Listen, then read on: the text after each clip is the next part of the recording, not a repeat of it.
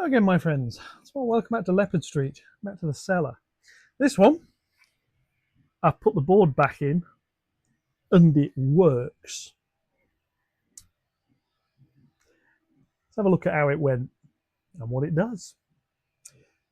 This is Leopard Street. Let's have a look, stick around. Okay, back. Now, it's what we had last time. I've done a little bit more on this. The DTC8 has now got its little wiring connector in. It's got its power wires. I've neatened up some of the DC stuff. I've also fitted up here. Come in and have a little look. We have 1000 microfarad capacitor. Now, I was going to use a smaller one. However, I'll find some way to put this. I've been having a think. Relays. These are the things that have been chattering, not these ones specifically. If you saw the overviews on the last video, the SPI bus down here is 4 megahertz. This I2C bus is 100 kilohertz.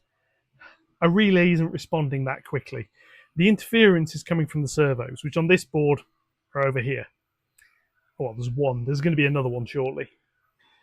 The other reason I think it's the servos, board L, where I first did the voltage modification on the relays and it fixed it. Then the problem came back, but the problem came back after I'd fitted more servos. That's the problem. The problem, that board's got servo wires going all over the place. It's causing interference. So, I'm going to have to do something on that board. But if it's 50 hertz, I want a decent sized capacitor. So I've just fitted one. I'm going to see what it does. I don't know what it's going to do. I'm going to see what it does. The next job, which is going to be before this board gets put back together, I need some more screws out of the little bag of screws that I found over here. Because while the board's in pieces, I'm going to fit the uncoupler. So what I've got is one of my little uncoupler modules. 3D print file. There's a brass rod through it as a pivot. I've glued some little bits of paper on the sides. They're just to stop the brass rod falling out. When it's fitted in the board, it can't fall out. This is to stop it falling out while it can fall out. I've got a servo. Now, I haven't calibrated this yet, but that is going to go into here. I want to make sure I get this the right way round. So what I'm going to do, I'm just going to have a little look under the board to see how I've done it on the other ones. Yes, the other ones I have done it that way. So push that into there. That clicks in.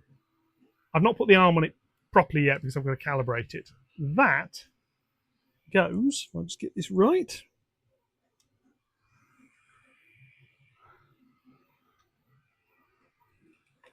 It'd help if I put the servo in the right way around, which I haven't.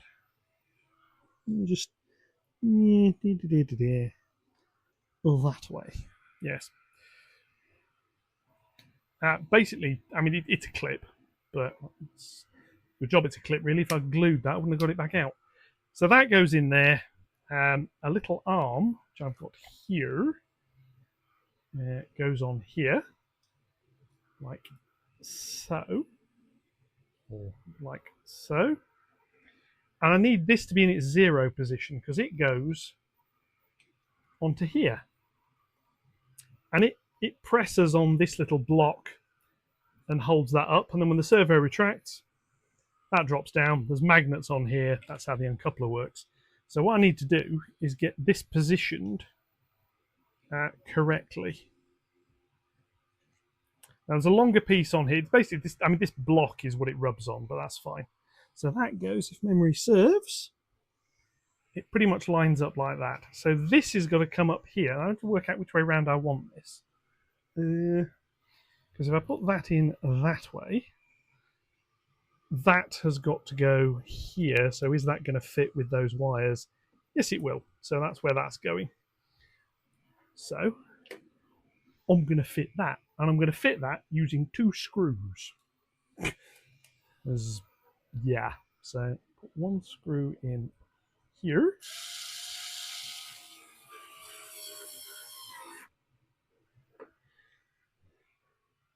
In practice, one would probably do it, but putting two in, because I designed the mount to hold two screws. So I'm just going to put that into there.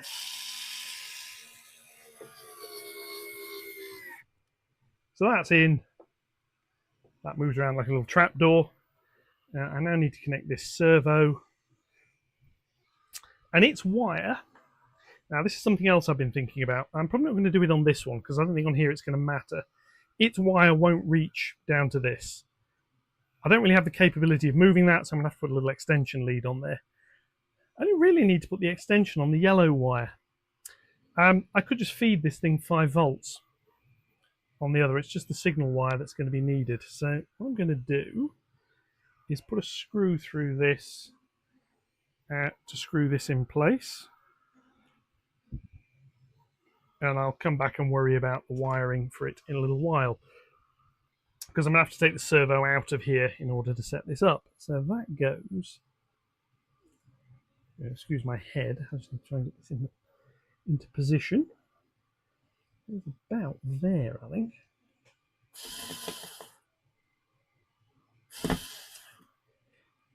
And of course, immediately the screwdriver isn't lined up properly, so it doesn't want to go in. Right, so if I take the servo out, that'll probably help doing this. Again, the wonders of them just clipping in. The reason I went for the clip design was basically so that if I need to replace this at any point in the future, I've not glued the thing in.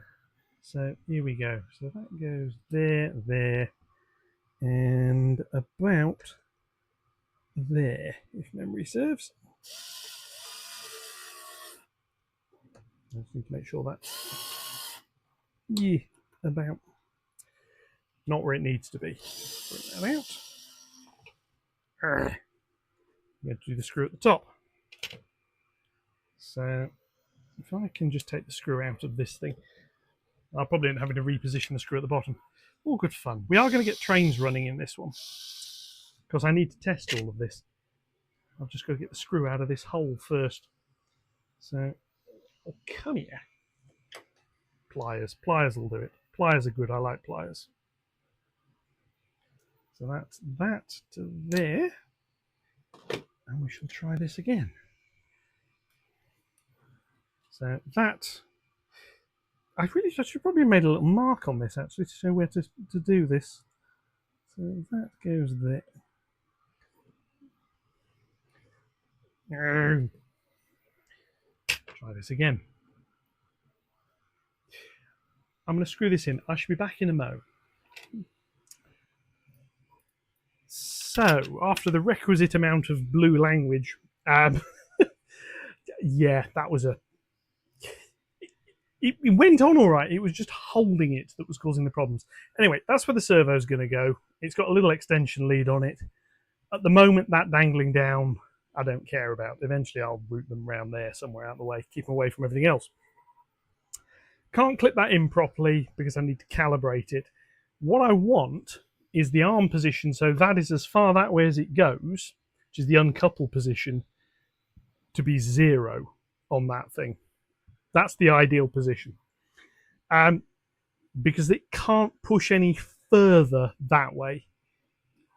So if the thing switches on when it starts up and it decides, I'm going to go to position 0 for whatever reason, it can't break anything. And the arm will come down and it'll point out into thin air somewhere. Once it gets beyond about 90 degrees, this is as far down as it'll go anyway, so that's fine. There is another slight...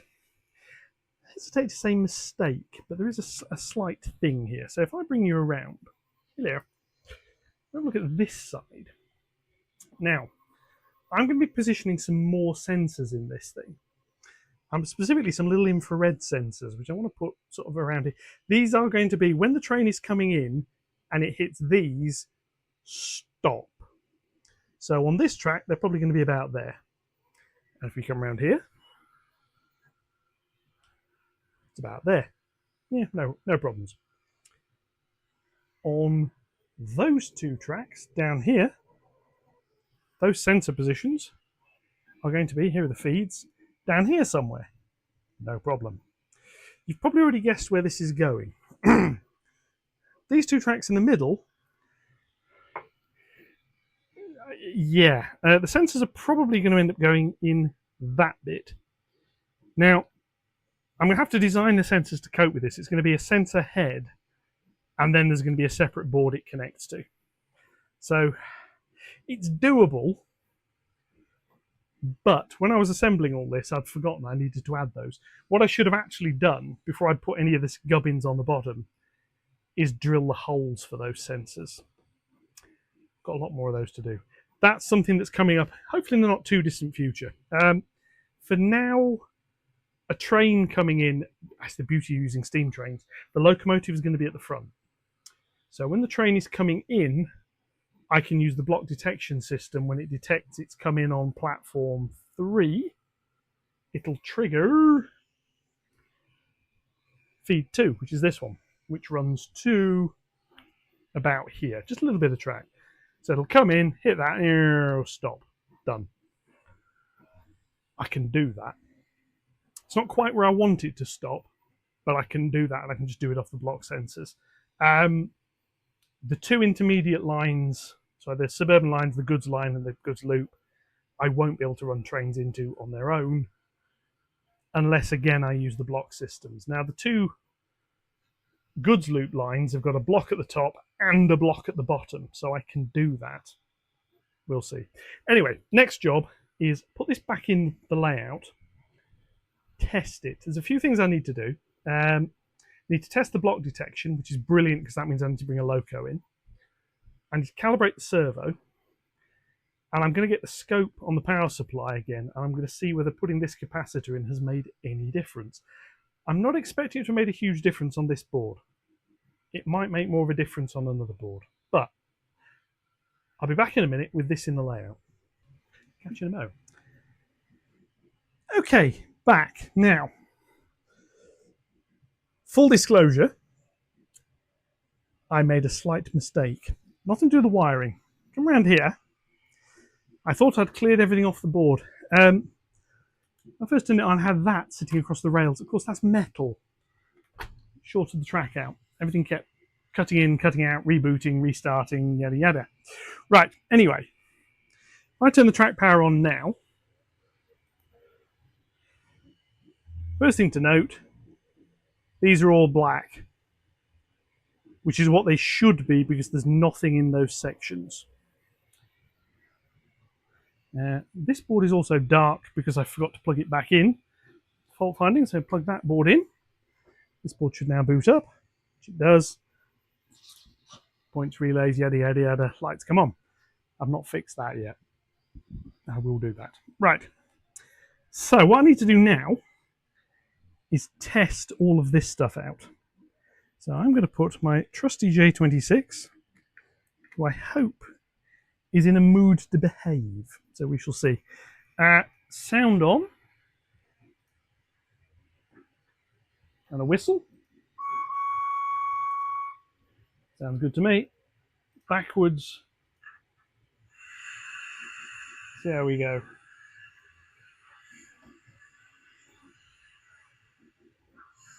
This is nice and slow, just onto the new section of track. Because all I'm looking for is whether, if she joins onto it, bring around here, does this bit go red, which it should do.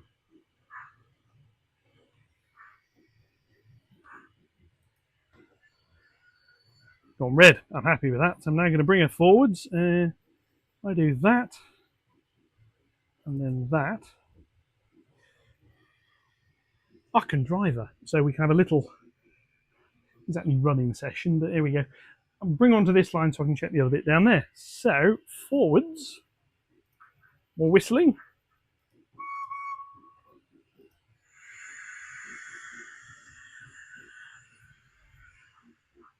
But that's useful because that tells me the stool is under my feet again.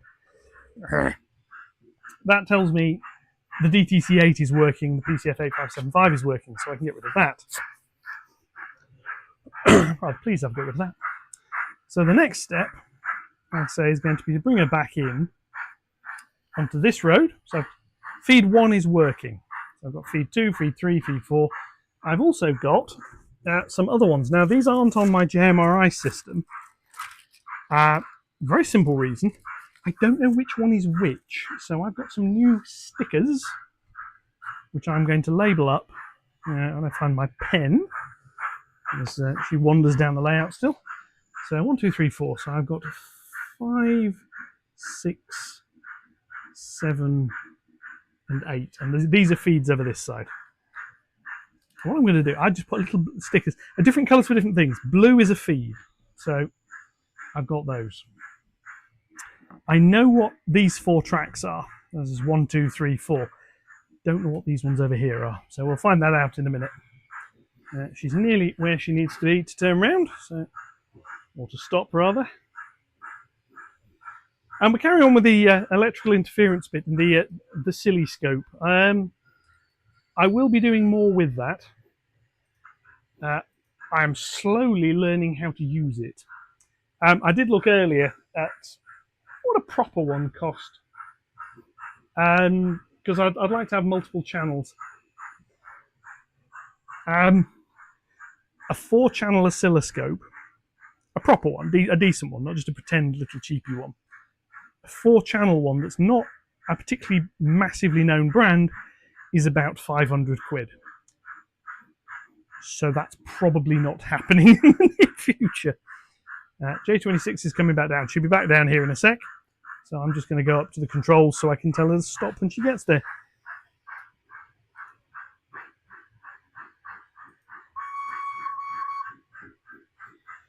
So here she comes. She's not run for a while. She's running quite nicely. She'll be entering shot shortly. So yeah, I'm going to drive her into the unknown bits of the track, and I'm going to see which bit responds in each occasion. So that one is working. So there we are. Changes in here. These bits, this is basically what wasn't happening. Now, what I want to be able to do is run a train into here and say when that has gone red, I know to stop. Now, I'm going to be slowing trains down as they come in, so she won't be moving particularly quickly as she comes in here. So it'll probably be a Pacific. It wouldn't be one of these coming on this platform. So it'll be coming in at nice low speed, terminal road, hit the end of that, stop. That's the idea. So you now need to go on to feed 3, and we'll check that one out. So let's set a few points. That one and that one. Forwards. And we're going to go a little bit quicker. Yeah, so there's a bit coming up. I'm just going to test these out one at a time. I'm going to do this on fast forward, so you'll see a train come in and out of shot, and you'll see arms and that flailing around. And then I'll be back.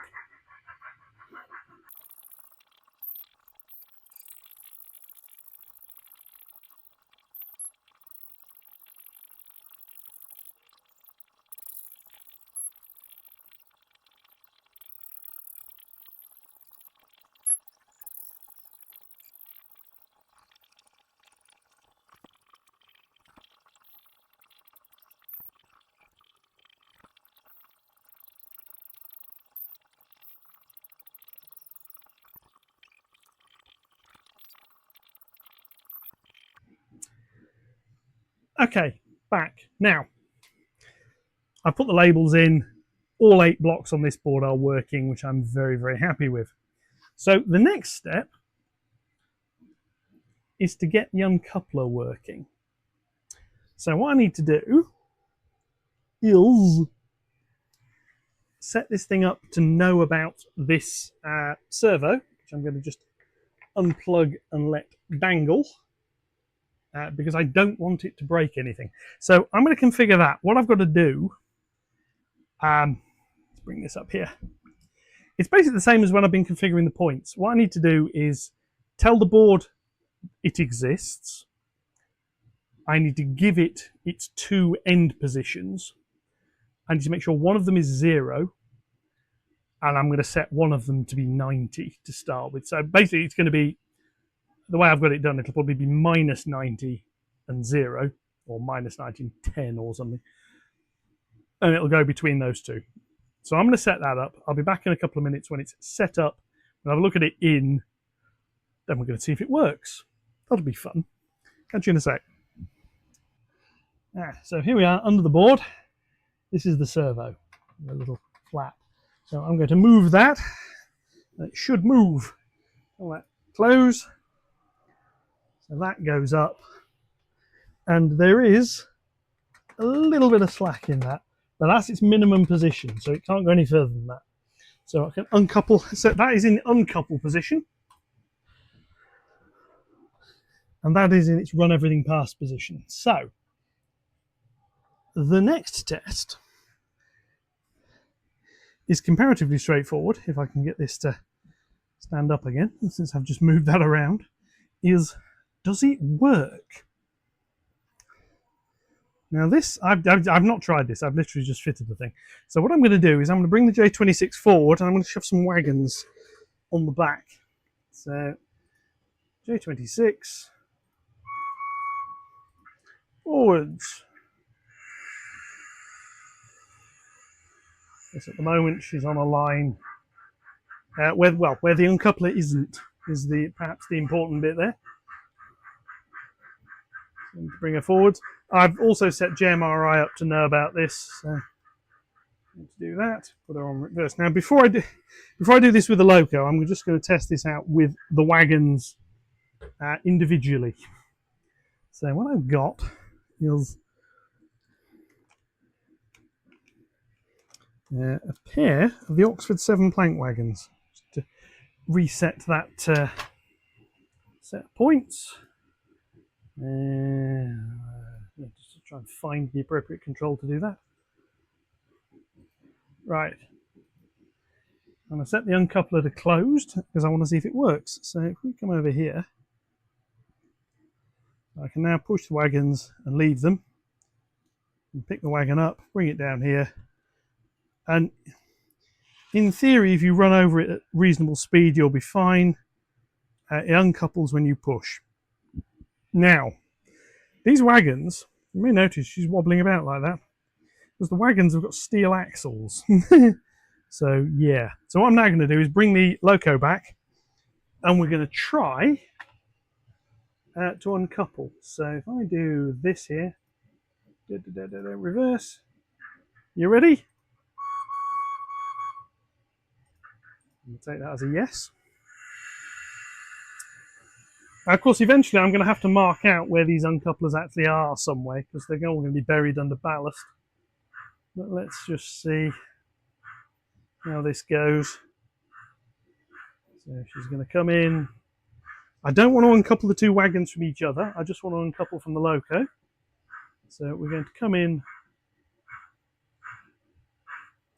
about there, I think.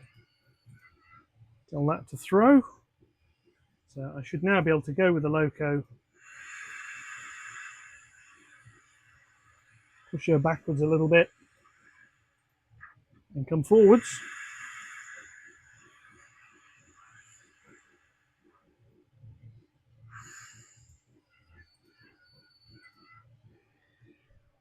And we have remote uncoupling. I'm quite pleased with that. Now I've reset that, so now I'm going to send her back in to go and get them, because that's obviously something you also need to be able to do.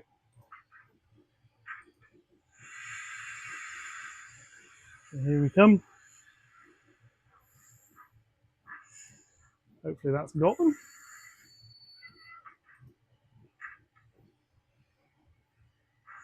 No. Of course, I need to whack them a little bit harder than that. That's not the uncoupler, that's just the Oxford Rail wagons are extremely free running. Let's try that again.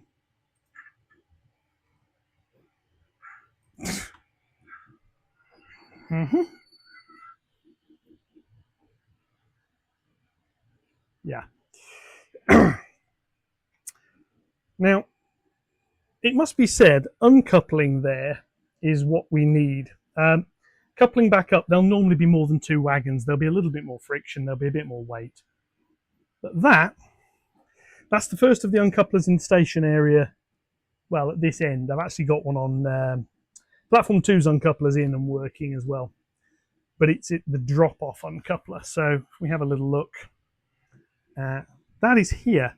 So this is when a shunting loco comes back, it can uncouple from whatever it's brought in, which is then sat in the siding. There isn't a similar one on platform 3. There probably should be, but there isn't. It's an operational restriction I'm going to live with. Basically, I shouldn't be departing from platform 3. I can, but if I want to do that, it's going to be a train coupling up and going straight out. Down here, there is another one here. This is the arrival uncoupler. And again, there isn't one on platform 2. I can't arrive into platform 2, so I don't need one here. This is Pacific comes in, uncouples, sets back slightly, and then moves forwards. And there's plenty of space to do that. And a shunting loco can grab it and go. This is all about, can we do this in a nice way? Right, there's one final thing I want to do tonight, and that is Oscilloscope, because I want to see, has that capacitor made the blindest bit of difference? So I need to get the Oscilloscope out. I'll just unpack it from its little case. Yeah, it's quite nice. I was experimenting with this the other night, just trying to get my head around how to use it a little bit. The manual isn't brilliant. It really does assume you know what you're doing, which I'm involved, so that's a bad thing to assume. So what I'm going to do is I'm going to set this up over here. Now, hopefully here I've got enough space to do this. And I'm going to set this up onto here. The screen resolution isn't brilliant. It's 320 by 240, which is why when I set this up the other day, it was a little bit awkward for you to see what I was doing. So I need to come under here and find where I can clip this to. Now the ground connector is really easy because I can connect that to, in fact I can actually connect them both to the capacitor because its legs are available. So if I now turn this on, we should get, there's still a little bit of twitter in it, but if I, now what I'm going to do is try, now that's about as good as that gets. If I do that, it pauses. If I now do that, I can move this down a bit, like that. And what I now need to do is go onto voltage. I need to move it down again.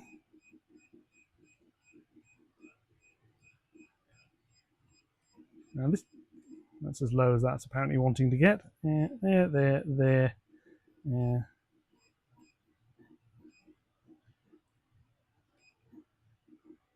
So that's 50 millivolts per division at the top. So I now,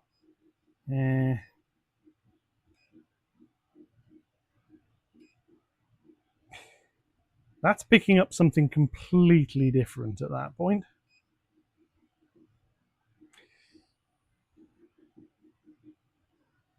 Because that's telling me my maximum voltage is something else. So that isn't correct.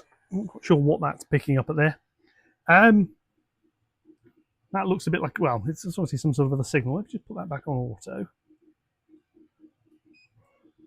There we are. Now, yeah, Vmax 4.5 volts, peak to peak is pretty small. So it's not made a lot of difference. On this board, I wasn't really expecting it to, because this board hasn't really had a problem. But what we can do, let me just unplug this down here. There's something else we can have a little look at. Let's have a look at the track. Because what we can also, once the thing switches on, what I can also do is do that. And that is the beginning part of on auto. So all I need to do is it's struggling on that. Right, so if I go ding ding trigger, rising edge, yeah, that's it. I want to single, so I put that on single. Should be able to get out of that. It's auto. I don't want. Oh, whatever. Right, let's go back and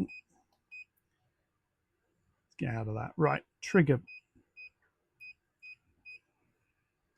So what I need to do is set me a trigger voltage and do that. Now that's the DCC waveform. So you've got a load of zeros, then it's going to a load of ones. I'm not capturing the whole waveform on this thing. The whole series, there's loads of it.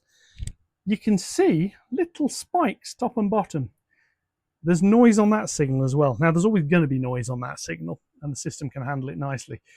That's saying I've got 16 volts. It's saying I've got 33 volts peak to peak. I get the thing to come back on. And it's at 8.32 kilohertz, which is about what I expected it to be. So the exact frequency will vary. It's not, it stretches the noughts and the ones. So I just thought that might be a little bit interesting to look at. So yeah, that's a DCC waveform. So that is what's actually on the track. Now, if you measure this using a cheapy multimeter like I've got, it expects to be looking at a sine wave. So it gives you an incorrect reading. That's not a sine wave. Also, this thing switches itself off. Turn it off. Its screen powers off really, really, really quickly, which is somewhat irritating, it must be said.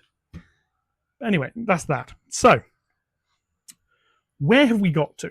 Well, board. So I move this stuff out of the way. Get off the track again. So in this one in the last video, this board here, board N, this now has its block detection system in and working. It has an uncoupler in and working.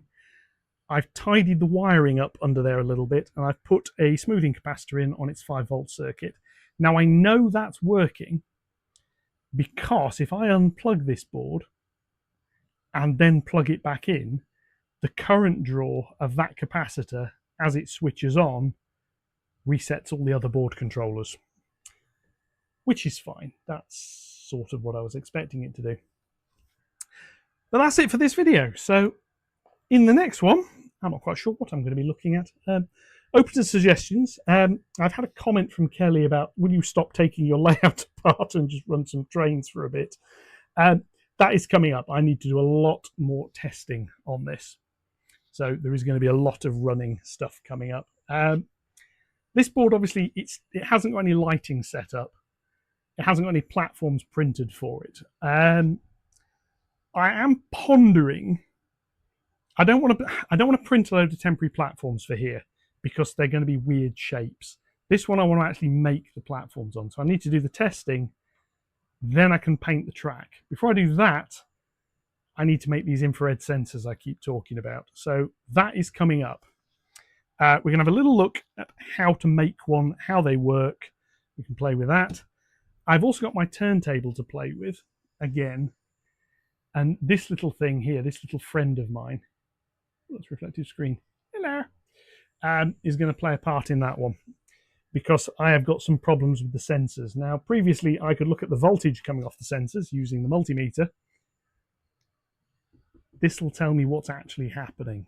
Because if the multimeter says, well, there's no voltage there, this thing is showing a tiny little spike. That's what's triggering the controller. So, yeah, there's more playing coming up. Anyway, that's it for this video. As usual, likes, comments, etc. are more than welcome.